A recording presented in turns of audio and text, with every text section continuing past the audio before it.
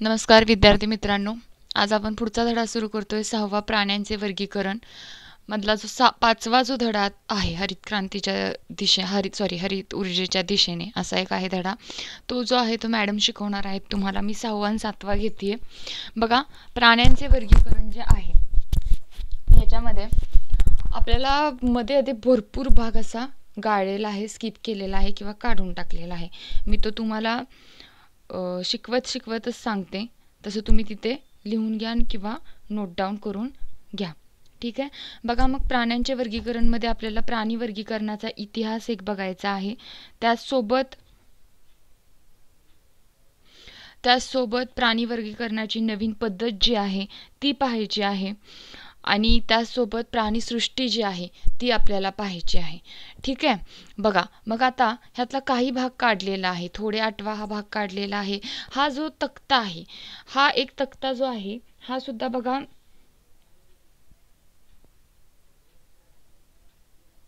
माहित आहे का तुम्हाला? हा जो एक भाग आहे, हा तक्ता जो आहे तो काढून टाकलेला आहे, पण हे तुमच्या स्वयं अध्ययनासाठी आहे. तुम्ही काय करायचं आहे, हा तक्ता पूर्ण करून मला पाठवून द्यायचा आहे. हा आपण 8वी 9वी मध्ये हा तक्ता पाहिलेला होता. हा तक्ता पूर्ण करायचा आहे आणि मला पाठवून द्यायचा आहे. ठीक आहे. मग आता थोडे आठवा हा सुद्धा भाग कमी केलेला आहे. हा तुम्ही वाचन करायचा आहे पाठ सुरू होण्याच्या पूर्वी. पण आपण काय करूया, हा आपण छोटासा भाग आहे हा बघूया, म्हणजे काय होईल तुम्हाला पुढचं समजण्यास लगेच सोपं पडेल. बघा, मागील वर्षी आपण यामध्ये वनस्पतींचे वर्गीकरण कसे केले हे आपण 9वीत पाहिलेलं होतं. बघा, मागील वर्षी आपण वनस्पतींचे वर्गीकरण अभ्यासले. त्याद्वारे आपल्याला वनस्पतींचे वैविध्य समजले. तुम्ही तुमच्या सभोवताली विविध प्राणी पाहत असाल. काही खूप छोटे असतात तर काही खूप मोठे. काही प्राणी जमिनीवर राहतात तर काही पाण्यात. काही प्राणी सरपटतात तर काही पाण्यात पोहतात किंवा हवेत उडतात. काही प्राण्यांच्या त्वचेची खवले असतात तर काहींच्या त्वचेवर पिसे किंवा केस असतात. बघा, म्हणजे हे तुम्हाला फरक दिसले की काही छोटे असतात, काही मोठे असतात, तर काही जमिनीवर राहतात, काही पाण्यात, तर काही सरपटत असतात किंवा काही पोहतात, तर पक्षी आकाशात उडत असतात. ठीक आहे. काहींच्या त्वचेवर खवले दिसतात तर काहींच्या त्वचेवर पीस आपल्याला दिसत असतात किंवा केस दिसतात. बघा, ह्या सगळ्या गोष्टींमध्ये आपल्याला वेगळेपण दिसून आलं. नुकत्याच केलेल्या अंदाजानुसार पृथ्वीवर अंदाजे 7 दशलक्ष प्रकारच्या प्राण्यांची प्रजाती असाव्या असा अंदाज वर्तवला गेला. आता नुकताच जो अभ्यास केला गेला त्याच्यानुसार पृथ्वीवर एकूण 7 दशलक्ष प्राण्यांच्या प्रजाती आहेत हे सांगितलं गेलं. यातील प्रत्येक प्रजातीचा अभ्यास वेगळे करणे केवळ अशक्य आहे, परंतु जर त्यांचे साम्य आणि फरकावर आधारित गट आणि उपगट केले तर या प्रचंड संख्येने असलेल्या प्राण्यांचा अभ्यास करणे सोपे जाईल. बघा, काय सांगितलेलं आहे मग, की या सगळ्यांचा 7 दशलक्ष प्रजातींचा अभ्यास करणं खूप अवघड आहे. मग ह्या गोष्टीवर, या समस्येवर मात करण्यासाठी जर प्राण्यांचे साम्य किंवा फरक, कोणकोणत्या प्राण्यांमध्ये सारखेपण दिसते, कोणकोणत्या प्राण्यांमध्ये फरक दिसतोय, यावर आधारित आपण गट आणि उपगट तयार केले पाहिजेत किंवा केले गेले. त्यामुळे काय झालं, हा अभ्यास करण्यास सोपं गेलं. ठीक आहे. आता बघा, पुढचा एक भाग आहे, याच्यामध्ये एक भाग काढून टाकलेला आहे. वेगवेगळ्या अभ्यासकांपासून ते वर्गीकरण केले जाते, हा एवढा परिच्छेद जो आहे तो काढून टाकलेला आहे. त्याचप्रमाणे परिच्छेद 2 सुद्धा त्यांनी सांगितलेला आहे. त्याच्यामधला कुठला भाग आपण बघूया.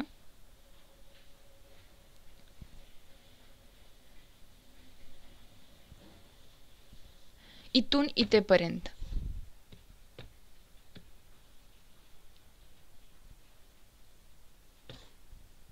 बघा, पारंपरिक पद्धतीनुसार यापासून ते वर्गीकरण केले जाते.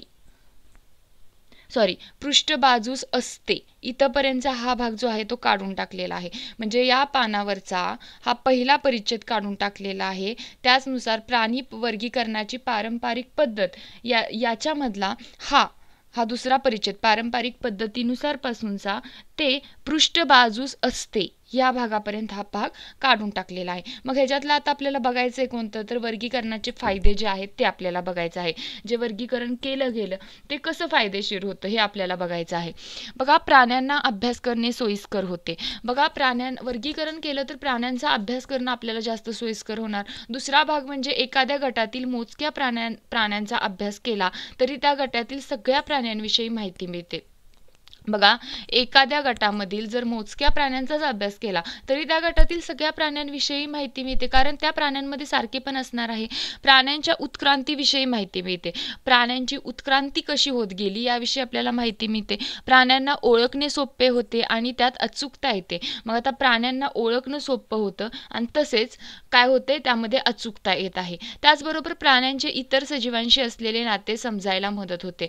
प्राण्यांचं इतर सजीवांसोबत कोणतं नातं आहे, इतर सजीवांशी कसं नातं आहे हे समजायला मदत होते. प्रत्येक प्राण्याचा अधिवास निसर्गातील नेमके स्थान समजायला मदत होते. आता प्रत्येक प्राण्याचा अधिवास निसर्गामधील स्थान कोणते आहे, नेमकं तो काय कार्य करतो निसर्गामध्ये, हे आपल्याला समजायला जास्त मदत होते. त्याचबरोबर प्राण्यातील वेगवेगळ्या प्रकारच्या अनुकूलनाची माहिती मिळते. बघा, प्राण्यांमध्ये कोणकोणते अनुकूलन होत गेलेले आहे हे आपल्याला इथे समजते. ह्या पानावरचा हा परिच्छेद प्राणी वर्गीकरणाचा इतिहास आणि प्राणी वर्गीकरणाची पारंपरिक पद्धती यामधल्या पारंपरिक, मी इथे बघून सांगते तुम्हाला, पारंपरिक पद्धतीनुसार इथून ते पृष्ठबाजूस असते. बघा, इथे दिसतंय आपल्याला इथेपर्यंत, फक्त तुम्ही वाचण्यासाठी तुम्हाला हा भाग दिलेला आहे. ठीक आहे. मग आता पुढच्या पानावरचा 63 पानावरचा कोणता भाग काढून टाकलेला आहे आपण बघूया. शेवटचा परिच्छेद त्यांनी सांगितलेला आहे 63 पानावरचा, म्हणजे कुठला येतोय बघा, ही आत्तापर्यंत प्रचलित पासून आधार घेतलेला आहे, म्हणजे इथून इथेपर्यंत, कुठून इथून इथेपर्यंत हा भाग काढून टाकलेला आहे. ठीक आहे. मग आपल्याला इथं समपृष्ठरज्जू प्राणी हे बघायचं आहे, त्यांचं वैशिष्ट्य आपण बघणार आहे, कारण तो भाग काढून टाकलेला नाहीये त्यांनी. ठीक आहे. बघा, मग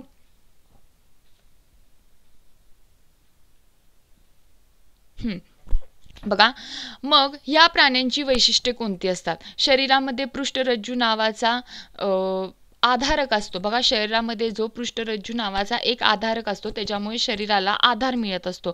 श्वसनासाठी कल्लाविद्रे किंवा फुफ्फुसे असतात. बघा, श्वसनासाठी काय असतात, कल्लाविद्रे असतात किंवा फुफ्फुस असतात. चेतारज्जू एकच पोकळ आणि शरीराच्या पृष्ठबाजूस असतो. बघा, चेतारज्जू जो असणार आहे तो, आता चेतारज्जू वगैरे या छोट्या छोट्या गोष्टी आहेत त्या आपण 9वीत बघितलेल्या होत्या इन डिटेलमध्ये. मग चेतारज्जू हा एकच असणार आहे, पोकळ असणार आहे आणि शरीराच्या पृष्ठबाजूस असणार आहे. हृदय शरीराच्या अधर बाजूस असते. बघा, हे यांची वैशिष्ट्य दिली आहेत. आपल्याला त्यांची वैशिष्ट्य माहीत असणं हे सगळ्यात महत्त्वाचं आहे. पृष्ठरज्जू ही शरीराला आधार देणारी लांब दोऱ्यासारखी संरचना प्राण्यांच्या शरीरात पृष्ठबाजूस असते. आता ही पृष्ठरज्जू म्हणजे काय आहे, तर शरीराला आधार देणारी लांब दोऱ्यासारखी एक संरचना आहे जी प्राण्यांच्या शरीरात पृष्ठभागास असते. ठीक आहे. ती काय करत असते, तिचं महत्त्वाचं कामच असतं की शरीराला आधार देणे. ठीक आहे. आता बघा, पुढचा जो भाग आहे माहीत आहे का तुम्हाला. बघा, सर्व समपृष्ठरज्जू प्राण्यांचा समावेश एकाच संघात केलेला आहे आणि त्या संघाचे नाव सुद्धा समपृष्ठरज्जू प्राणी संघ असे ठेवलेले आहे. बघा, आता हे सर्व समपृष्ठरज्जू प्राण्यांचा समावेश म्हणजे ज्यांना ज्यांना पृष्ठरज्जू आहे, ठीक आहे, त्या प्राण्यांचा एकाच गटामध्ये एकाच संघात समावेश केला आणि त्या संघाचे किंवा गटाचे नाव सुद्धा त्यांनी काय ठेवले, समपृष्ठरज्जू प्राणी संघ. समपृष्ठरज्जू प्राणी संघाची विभागणी 3 उपसंघात केली गेली. हे उपसंघ कोणते. बघा, आता हे समपृष्ठरज्जू प्राणी संघाची विभागणी केली गेली कशामध्ये, 3 उपसंघात केली गेली. ती कोणकोणते आहेत बघा. पहिला आहे युरोकॉर्डेटा, दुसरा जो आहे तो सॅफेलोकॉर्डेटा आणि तिसरा आहे व्हर्टिब्रेटा. ठीक आहे. हे 3 संघ आहेत. नाव थोडेसे अवघड आहेत, पहिल्यांदा आलेत तुम्हाला, मी पहिलंही सांगितलं होतं. अवघड पडत असेल लक्षात ठेवण्यासाठी एक शब्द 10 वेळा लिहून काढला तरी चालेल. ही ट्रिक आहे छोटीशी जी तुम्ही वापरू शकता लक्षात ठेवण्यासाठी आणि हे कायमस्वरूपी लक्षात राहतं असं केलं तर. बघा, तुम्हाला तुमच्या असं लक्षात राहिलं तर तुम्ही नक्की ट्राय करून बघा. मग ह्याच्यामध्ये युरोकॉर्डेटा एक आहे, सॅफेलोकॉर्डेटा आहे, व्हर्टिब्रेटा एक आहे. ठीक आहे. मग व्हर्टिब्रेटा जो आहे या उपसंघाचे 6 वर्गात वर्गीकरण केलं. ह्यातला जो व्हर्टिब्रेटा आहे हा तिसरा, ह्याचं 6 उपसंघात काय केलं, वर्गीकरण केलं गेलं. हे 6 वर्ग याप्रमाणे चक्रमुखी एक असणार आहे, मत्स्य एक असणार आहे, उभयचर एक असणार आहे आणि सरीसृप एक असणार आहे, पक्षी आणि सस्तन असे आहे. सस्तन प्राणी जे आपण म्हणतो त्यांच्यामध्ये ह्यांचं काय केलं. आता इथं तुम्हाला फक्त काय सांगितलेलं आहे की समपृष्ठरज्जू प्राण्यांचा एक संघ केला, त्या संघाचे 3 उपसंघात विभागणी केली. कोणते, युरोकॉर्डेटा, सॅफॅलोकॉर्डेटा, व्हर्टिब्रेटा. व्हर्टिब्रेटा जे आहे याचं 6 वर्गात वर्गीकरण केलं गेलं. त्याच्यामधला ते वर्ग कोणते, तर एक चक्रमुखी आहे, मत्स्य एक आहे, त्याचबरोबर उभयचर एक आहे, सरीसृप एक आहे, पक्षी एक आहेत आणि त्याचबरोबर सस्तन प्राणी एक आहेत. ठीक आहे, बघा इथेपर्यंत आपण बघितलेलं आहे. आता आता हा एक चार्ट आपल्याला बघायचा आहे, तक्ता बघायचा आहे. बघा, प्राणीसृष्टी विभागणी कशी केली गेली. प्राणीसृष्टीमध्ये उपसृष्टी असमपृष्ठरज्जू आणि उपसृष्टी समपृष्ठरज्जू हे 2 भाग जे आहेत याच्यामध्ये प्राणीसृष्टीचं वर्गीकरण केलं गेलं. बघा, समपृष्ठरज्जू म्हणजे पृष्ठरज्जू ज्यांच्यामध्ये आहे, असमपृष्ठरज्जू म्हणजे ज्यांच्यामध्ये पृष्ठरज्जू नाही, म्हणजे त्यांना आधार देण्यासाठी त्यांच्या शरीरामध्ये नाहीये.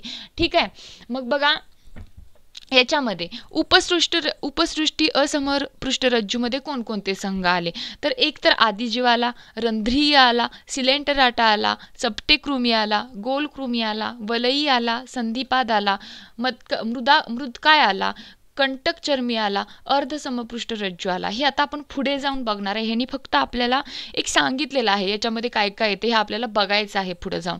आता उपसृष्टी समपृष्ठरज्जूमध्ये काय काय आलं, तर संघ समपृष्ठरज्जू आला, त्याच्यामध्ये 3 आले जे आपण वर बघितले. युरोकॉर्डेटा आला, सॅफॅलोकॉर्डेटा आला, व्हर्टिब्रेटा आला आणि ह्याच्यामध्ये ह्या दोन्हीमध्ये नाही बघायचं आपल्याला. व्हर्टिब्रेटामध्ये पुन्हा 6 वर्ग आले, त्यामध्ये चक्रमुखी आला, मत्स्य आला, उभयचर, सरीसृप आणि पक्षी सस्तन. ठीक आहे, मग एवढे आले. आता तुम्ही काय करायचं आहे, हा जो आहे तुमच्या वहीमध्ये हा चार्ट तयार करून घ्यायचा आहे. वर एक सांगितलेला चार्ट आणि हा एक, हे 2 मला पाठवून द्यायचे आहेत.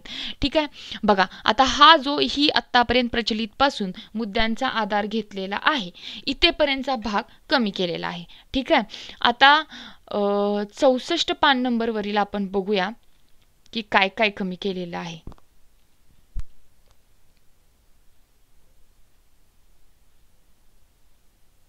परिच्छेद 1 ते 4 त्यांनी आपल्याला सांगितलेला आहे, म्हणजे प्राणी वर्गांची नवीन पद्धती जी आहे, हा भाग 1 ते 4 हा पहिला परिच्छेद, दुसरा, तिसरा आणि चौथा. ठीक आहे, झालेल्या नसतात. हा भाग आपला काढून टाकलेला आहे.